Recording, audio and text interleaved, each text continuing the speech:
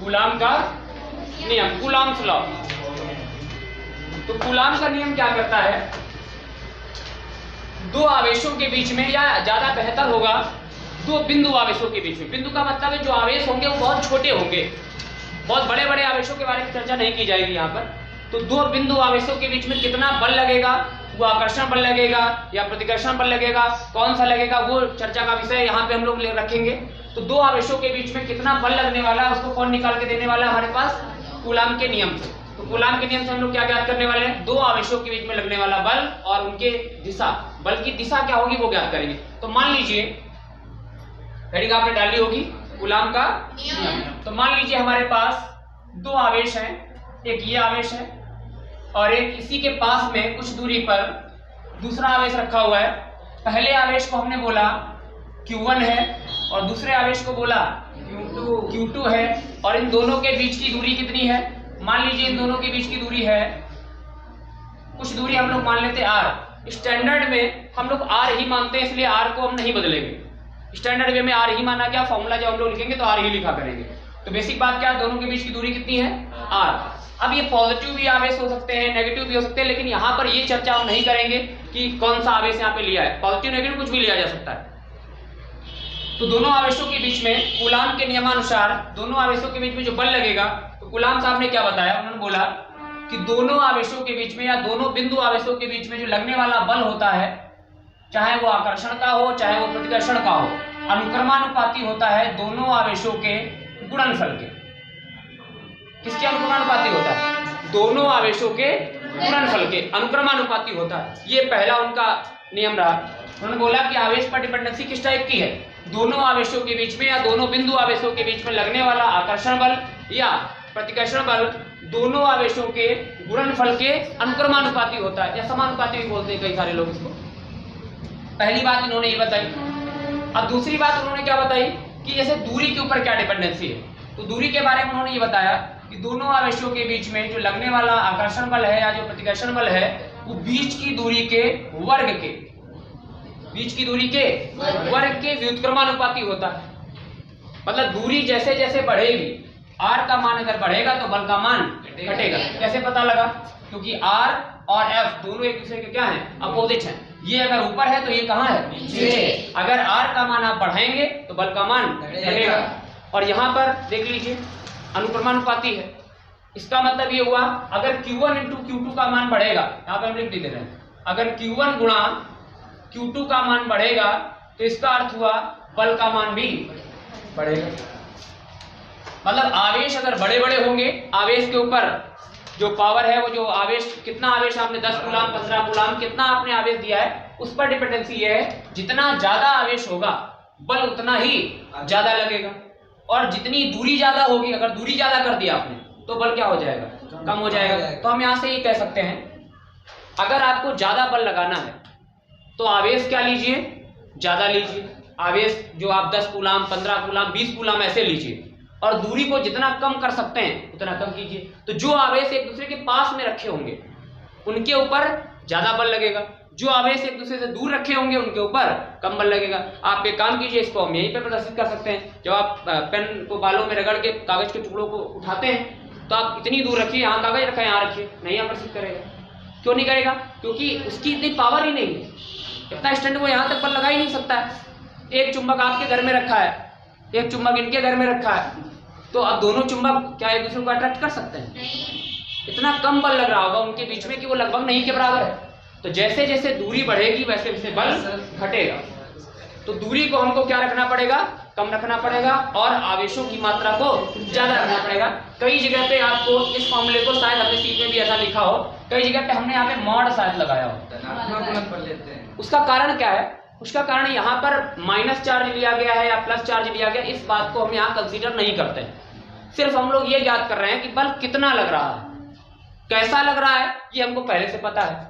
अगर पॉजिटिव और पॉजिटिव होगा तो रिपल्सन दे देगा, बल तो उतना ही लगने वाला है, और अगर नेगेटिव नेगेटिव होगा तब भी रिपल्सन दे देगा। अगर दोनों अपोजिट हुए तो आकर्षण हो जाएगा। तो ये जानकारी हमको पहले से है, कि कब आकर्षित करेगा और कब प्रतिकर्षित करेगा। तो इसकी चर्चा हम लोग यहाँ पे नहीं करते हैं। हम लोग यहाँ पर कैसे आवेश लेंगे, चाहे पॉजिटिव लिखा हो चाहे नेगेटिव लिखा हो, हम लोग केवल और केवल उसका क्या लेंगे, परिमाण लेंगे। साइन यहाँ पे कन्वेंशन यूज नहीं किया जाएगा। तो प्लस और माइनस यहाँ पर यूज नहीं किया जाएगा। केवल और केवल आवेश कितना है, 10 है 15, वही लिखो बस। तो साइन की बात यहाँ नहीं करने वाले हैं, वो हम लोग बाद में देखेंगे कि आकर्षण बल लग रहा है या प्रतिकर्षण बल लग रहा है, वो बात का विषय है। ओके, तो हमारे पास दोनों को जरा एक साथ मिला दीजिए। अगर इन दोनों को एक साथ मिला दिया जाए तो ये आ जाएगा आपके पास F अनुक्रमानुपाती Q1 Q2 upon R square. दोनों को एक साथ कर दिया। Q1 Q2 ऊपर है, ऊपर ही लिखा हुआ है, R स्क्वायर नीचे नीचे ही लिखा हुआ है। अब अभी हम लोग प्रोपोर्शन का साइन जब भी हटाते हैं तो एक कांस्टेंट आता है।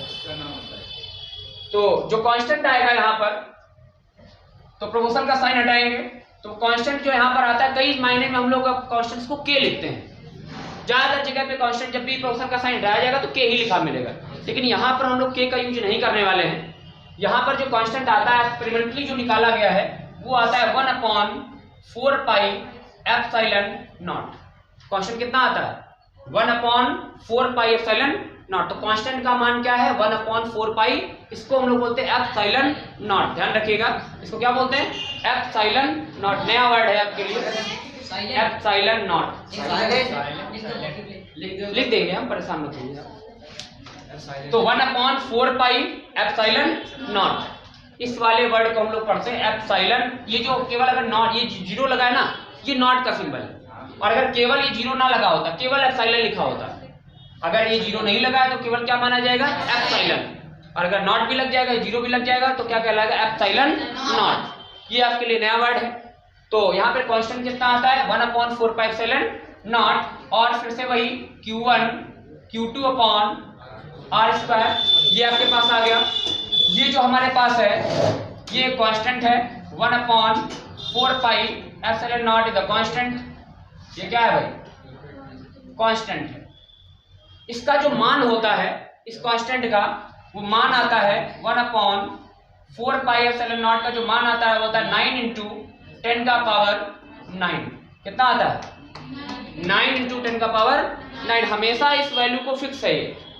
आपको जहां जहां पर 1/4 पाई एप्सिलॉन नॉट दिखे वहां पर आप क्या रख दीजिए, 9 × 10 की पावर 9। तो कई किताबों में शायद फॉर्मूला इस प्रकार से भी लिखा हो, जहां पर 1/4 पाई एप्सिलॉन नॉट लिखा गया है वहां पर 9 × 10 की पावर 9 भी लिख दिया उन्होंने।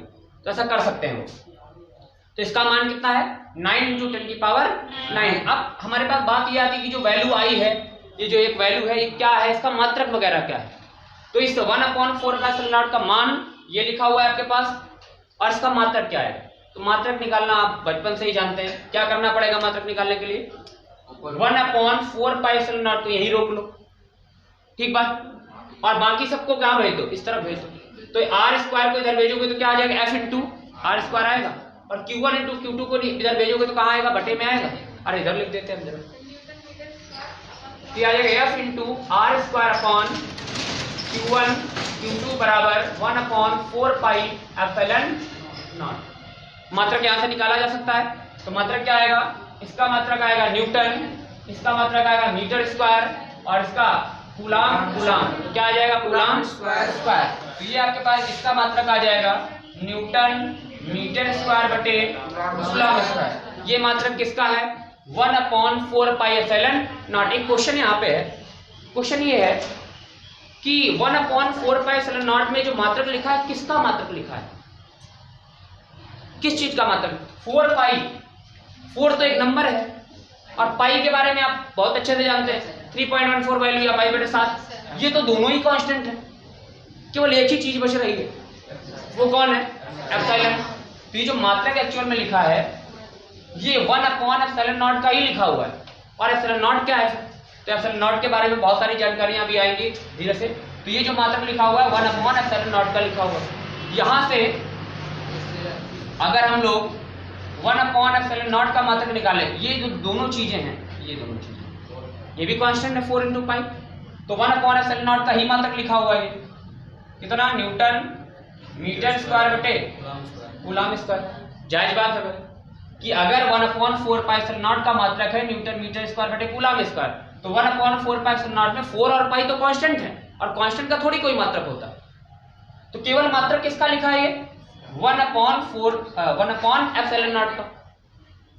इसका मतलब ये 1/ε0 का मात्रक क्या आएगा, न्यूटन मीटर स्क्वायर बटे कूलम स्क्वायर। अगर हमसे कभी पूछा जाए कि ε0 का मात्रक बताइए तो हम लोग उल्टा कर देंगे। तो क्या आ जाएगा, ε0 का जो मात्रक आएगा वो आएगा कूलम स्क्वायर बटे न्यूटन मीटर स्क्वायर। पूछा जाता है ε0 का मात्रक।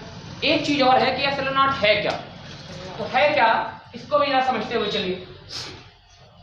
ε0 को हम लोग बोलते हैं निर्वात या फिर वायु की, जहां पर ये आवेश रखे हुए हैं। फिलहाल ये जो आवेश रखे हुए हैं ये या तो रखे हुए हैं हवा में और या फिर रखे हुए हैं निर्वात में। निर्वात का मतलब ये जहां पर हवा भी नहीं है, ऐसी जगह जहां पर हवा भी नहीं होती हम लोग उस जगह को क्या बोलते हैं, निर्वात बोलते हैं। तो या तो ये आवेश निर्वात में रखे हुए हैं या फिर ये आवेश हवा में रखे हुए हैं, इसके अलावा यहाँ पे कुछ भी नहीं है। तो इसको हम लोग ε0 को बोलते हैं वायु अथवा निर्वात की वैद्युतशीलता। वैद्युतशीलता क्या बोलते हैं, वायु या फिर निर्वात की वैद्युतशीलता, ये है ε0। तो ε0 क्या है, वायु या फिर निर्वात की वैद्युतशीलता। तो अगर ये वायु में रखा हुआ है या फिर निर्वात में रखा हुआ है तो हम लोग ε0 को बोलेंगे वायु या फिर निर्वात की वैद्युतशीलता। ओके, ये बात इसके बारे में रही। अब हमारे पास एक अगला क्वेश्चन ये आता है, यहीं पे सारे क्वेश्चन वो क्वेश्चन है जो ऑब्जेक्टिव में पूछे जाते हैं। पहली बात आपके पास आई कि ε0 क्या है, तो पता चल गया आपके पास ε0 वायु अथवा निर्वात की वैद्युतशीलता है। दूसरी बात हमारे सामने आएगी इसका मात्रक क्या है, तो मात्रक आ जाएगा आपके पास coulomb square upon newton metre square. तीसरी बात हमारे पास ये आती है कि ε0 का मान क्या है, इसकी वैल्यू क्या है। आपने केवल अभी वैल्यू किसकी निकाली, 1/4πε0 की। केवल हमें ε0 का मान निकाल के दिखाइए। तो अब हमें किसका निकालना है, केवल ε0 का मान निकालना है। तो कुछ नहीं करना है आपको, तो यहां पर हम लोग लिखेंगे ε0 का मान। किसका मान, ε0 का मान। कैसे निकाला जाए, तो हमारे पास वैल्यू है 1/4πε0 बराबर 9 × 10⁹। बचपन से जो काम करते चले आए वही आज भी करेंगे, कुछ नया नहीं करेंगे।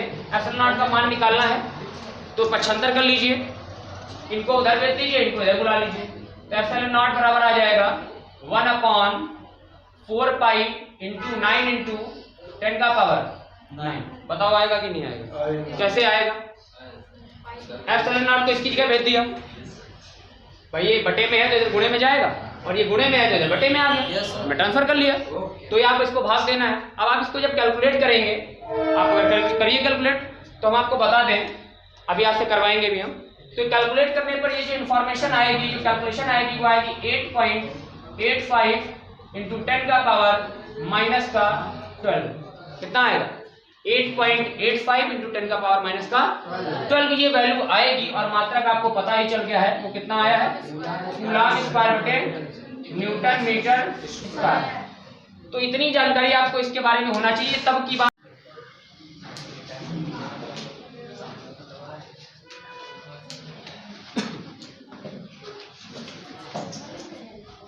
तो इसके बाद ये जो हमारे पास आवेश रखे हुए थे ये वायु में थे। अब हम इनमें कुछ करेक्शन करना चाह रहे हैं, इन आवेशों के बीच में कुछ अन्य पदार्थों को रखना चाह रहे हैं। उन पदार्थों का नाम क्या है, वो किस तरीके से वर्क करेंगे, उनके बारे में जरा चर्चा कर लेते हैं। तो इसको हटा दे रहे हैं हम। मान लीजिए कि इस बार जो हमारे पास आवेश हैं उनको हमने किसी ऐसी जगह पर रख दिया है, या ये हमारे पास Q1 था और ये हमारे पास कितना था, Q2 था, और दोनों आवेशों के बीच में एक हमने कोई कुचालक पदार्थ रख दिया है। कोई क्या रख दिया, कुचालक पदार्थ। यहां पर जो कुचालक पदार्थ यूज किया जाता है उसमें लकड़ी हो सकता है, रबर हो सकता है, प्लास्टिक हो सकता है, पानी भी भर सकते हैं, मिट्टी का तेल भरा जा सकता है। इन कुचालक पदार्थों को जब भरते हैं तो उनका नाम यहाँ पे हम लोग बोलते हैं, इसको बोला जाता है परावैद्युत पदार्थ। क्या बोलते हैं, परावैद्युत पदार्थ। कौन से पदार्थ, परावैद्युत पदार्थ। ऐसा कोई कुचालक पदार्थ हमने भर दिया है, लेकिन यहाँ पर इसकी भाषा में इसको नाम क्या दिया जाता है? परावैद्युत पदार्थ। परावैद्युत पदार्थ का अपना एक होता है परावैद्युतांक। परावैद्युतांक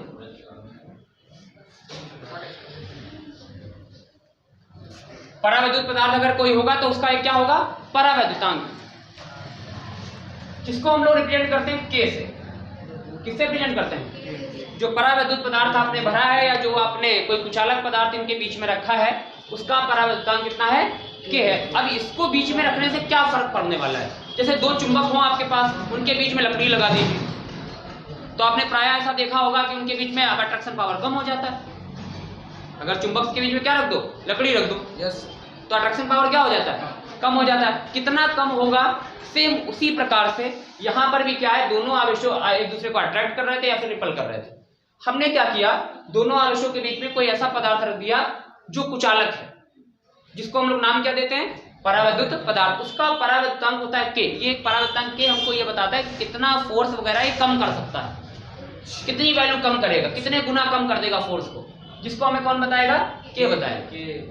तो या फिर हम लोग यहाँ पे एक काम और कर सकते हैं, जब भी सवाल हमसे बोला जाएगा तो कई बार वो करते हैं कि आवेशों को उठा करके पानी में रख दिया जाता है या आवेशों को उठा करके मिट्टी के तेल में डाल दिया जाता है। तो भाई आप अगर आवेशों को उठा करके मिट्टी के तेल में डाल देंगे तो दोनों आवेशों के बीच में यहाँ पे परावैद्युत पदार्थ ही तो आ जाएगा।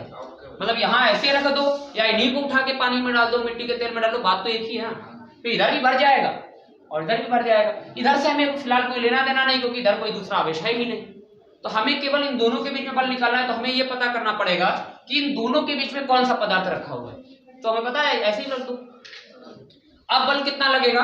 तो कूलाम्ब साहब ने बताया कि अब जो बल लगेगा वो बल का फॉर्मूला आएगा F बराबर 1/4 पाई एप्सिलॉन नॉट, और जो K है परावैद्युतांक, उसी को हम लोग यहाँ पे ऐसे लिख देंगे। अब फॉर्मूला क्या बनेगा? 1/4 पाई एप्सिलॉन नॉट K, और बाकी सारी चीजें सेम रहेंगी, Q1 Q2 upon R square. केवल आपको क्या करना है, एप्सिलॉन नॉट के बगल में क्या लिख देना है? कि यहाँ पर हम एक बात और आपसे बोलना चाहेंगे कि जो K होता है वो हमेशा एप्सिलॉन नॉट के साथ में ही आएगा। ये आपको याद करने में आगे चल के बड़ी आसानी करेगा। जहां जहां पर आपको K लिखने की जरूरत पड़े और लिखा ना हो, कहीं पर बोलेंगे K कितने गुना हो जाएगा या क्या हो जाएगा, तो आप हमेशा K को किसके साथ में रखिए। अगर केवल कहीं पे एप्सिलॉन नॉट लिखा है तब भी आपको K लिखना पड़ जाए, तो आप किसके बगल में लिखेंगे? K के बगल में। ये याद करने के लिए आपको ध्यान रखना है। तो ये एप्सिलॉन नॉट के साथ में क्या आ जाएगा? K। अब जरा देखो, ये जो बल है ये पहले जैसा नहीं है। अब उतना बल नहीं लग रहा होगा। पहले कितना बल लगता था?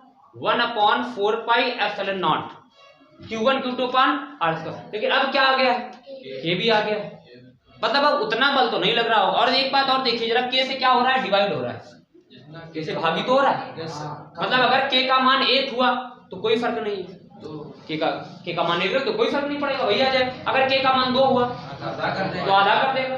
अगर K का मान 3 हुआ तो 1/3 कर देगा। अगर K का मान 4 हुआ तो 1/4 कर देगा। मतलब K आने से बल का मान घट रहा है। ये भी एक क्वेश्चन पूछा जाता है कि अगर दो आवेशों के बीच में परावैद्युत पदार्थ रख दिया जाए तो उनके बीच में लगने वाले बल पर क्या प्रभाव पड़ेगा? बल का मान घट जाएगा। कितने गुना घट जाएगा? तो K गुना घट जाएगा। जितना K होगा उतने गुना घट जाएगा। तो इसको हम लोग जरा ऐसे कर लेते हैं। इस वाले बल को हमने फिलहाल जो माना है वो मान लिया F डैश। पहले जैसा नहीं है, अब थोड़ा सा चेंज हुआ है, इसलिए हमने इसको क्या माना है? F dash. अब हम F डैश में और पुराने वाले बल में कुछ संबंध बनाना चाहते हैं, रिलेशन। तो बड़ा आसान है रिलेशन बनाना, तो ऐसे ही बड़ा आसान है। तो देखिए जरा इधर, F बराबर F डैश बराबर, इसके को कर लेते हैं बाहर। तो क्या ऐसे लिखना सही होगा? 1/K।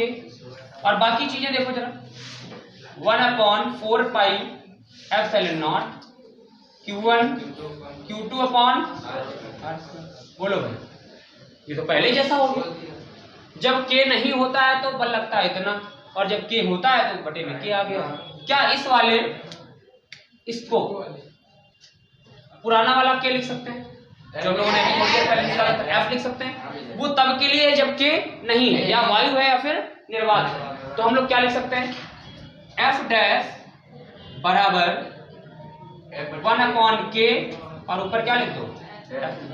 तो जितना पहले बल लग रहा था उसका कितने गुना हो गया, 1/k गुना। अर्थात ये बात क्लियर हो रही है कि पहले जब वायु या फिर निर्वात में रखा होता है आवेश, और जब आप इसके बीच में कोई और अन्य पदार्थ रख देते तो बल घट जाता है। कितना घट जाता है, जितना k का मान है उतने ही गुना आप डिवाइड कर दीजिए।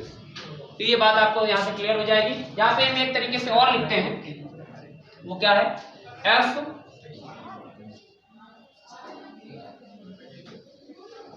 परावैद्युत,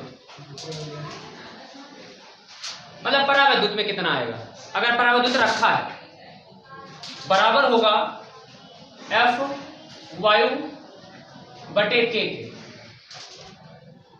मतलब जितना बल वायु में लग रहा था उसका k गुना आप घटा दीजिए, किसके बराबर आ जाएगा, परावैद्युत वाले के बराबर आ जाएगा। देखिए अगर आप वायु वाले में k का डिवाइड कर दें तो किसके बराबर आ जाएगा, परावैद्युत में जब आपने परावैद्युत रखा था तब कितना बल लग रहा था उसके बराबर आ जाएगा।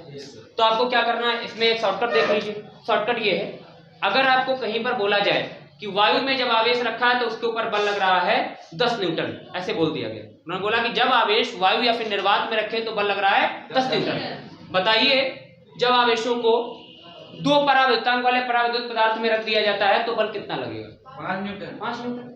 परावैद्युतांक कितना बताया आपने, 2 बताया। तो k से क्या कर दो, मतलब बल क्या हो जाएगा, आधा हो जाएगा। वायु या फिर निर्वात में बल कितना लग रहा है, 10। जब उन्हीं आवेशों को ऐसी जगह पे रख दिया गया जिसका माध्यम का परावैद्युतांक कितना है, 2 है, तो बल कितना लगेगा, F/k, मतलब 2 से भाग देना है तो आधा हो जाएगा। पहले 10 था, k से भाग